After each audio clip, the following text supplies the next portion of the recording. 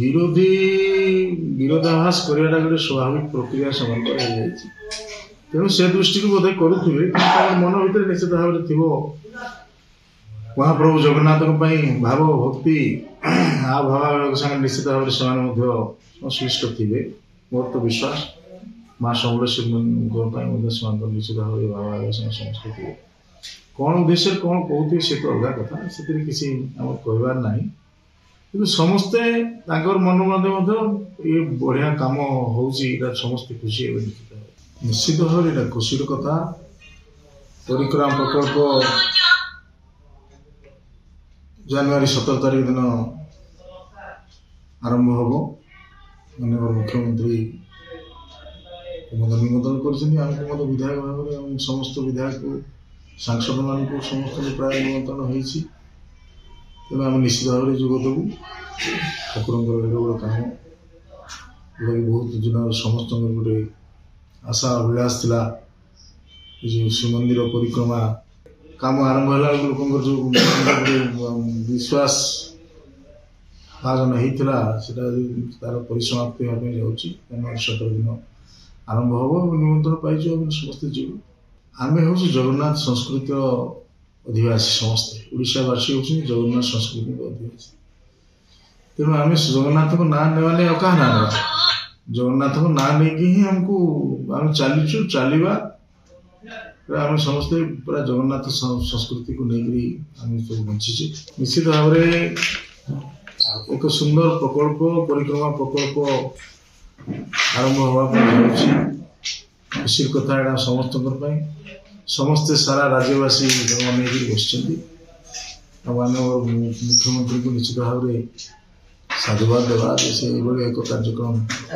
ग्रहण कर महाप्रभु जगन्नाथ जगन्नाथ मंदिर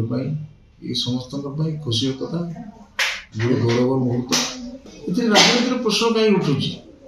उठाऊँ से कौन उद्देश्य उठाऊ मुझे जानी ना ये राजनीति कौन रहा कौन होते जानी आम तो जानू आम कहीं से गुड़ा कहीं सेटा कौन मिल न मिल से तो आम से ना आम परिक्रमा प्रकल्प सारा राज्यवासी समस्ते 4.5 कोटी जनमानस महाप्रभु जगन्नाथ संस्कृति संगे आम सब जड़ित तेणु महाप्रभु मंदिर परिक्रमा प्रकल्प हो आरंभ हम 17 तारीख दिन आमको जहाँ निमंत्रण मिली आम निश्चित भाव में जावा अन्य मान समस्ते बहुत लोग से सामिल है जो जो गोटे जगन्नाथ मंदिर जनाशुना कथा सब सरकार विभिन्न सहयोग से थाए से कि कौन कहला कौन कहली तो कौन उद्देश्य से कहते कौन जानी से किसी असुविधा ना लोकंर आम जो भावावेग सागर यहाँ आम समस्ते जड़ित रहीचु सारा राज्यवासी तेणु अति सुंदर भाव में प्रकल्प हो समस्ते सामिल हवा उचित आम मैंने जो निमंत्रण पाई निश्चित भाव सामिल हो माँ समलेई मंदिर परिक्रमा प्रकल्प भी आरंभ हम 27-28 तारीख सेठे भी समस्ते प्रायतः सामिल हे पश्चिम ओडावासी सारा राज्य भर विभिन्न निमंत्रण पाई निश्चित भाव में जी माननीय मुख्यमंत्री से सामिल करने निमंत्रण पत्र देते मुझे शुणी खबर पाई समस्ते से सामिल हे विरोधी विरोधाभास करवाटा गोटे स्वाभाविक प्रक्रिया से तेणु से दृष्टि बोधे करुवे मन भर निश्चित भाव में थी महाप्रभु जगन्नाथ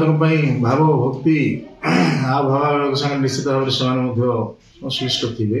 मोर तो विश्वास माँ समलेश्वरी निश्चित भाव भाव समस्त थे कौन उद्देश्य कौन कहते सी तो अलग कथा से किसी कहबार ना कि समस्ते मन मध्य ये बढ़िया कम हो समस्ते खुशी है